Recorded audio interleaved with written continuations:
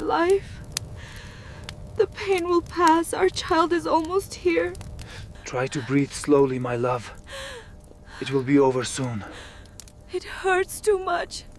I cannot do this. Be strong, my love. Just breathe through it. You are doing well.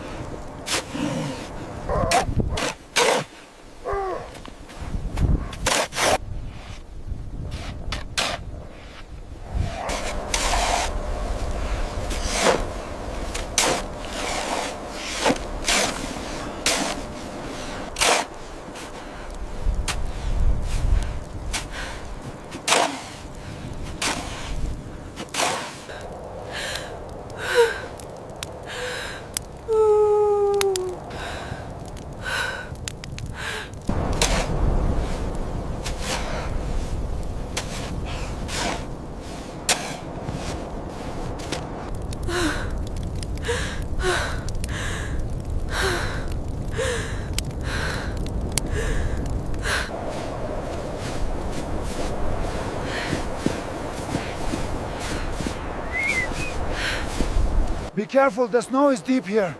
The baby is coming. We have to stop.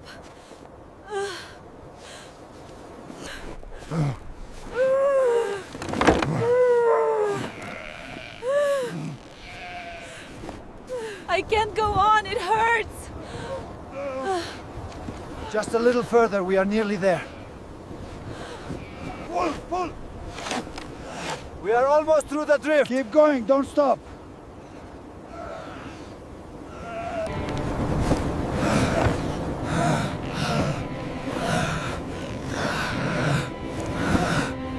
Please, I cannot bear this pain any longer. We are almost there. Pull, everyone, pull harder.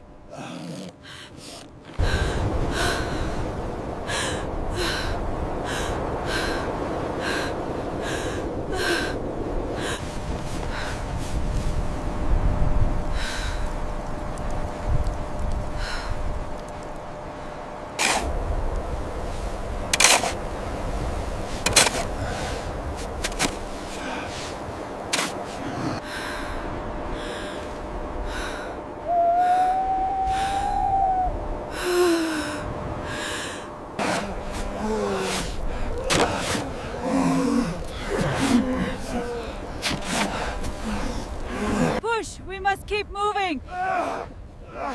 Come on, brothers. Put your backs into it.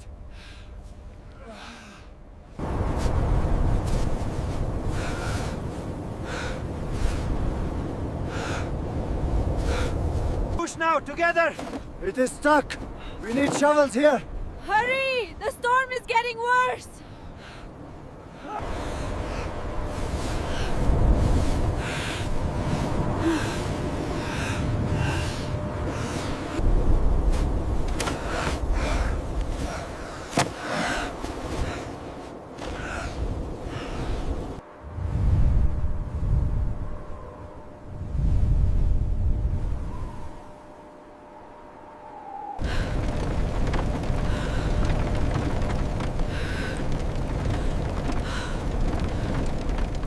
Keep moving! To the door, quickly!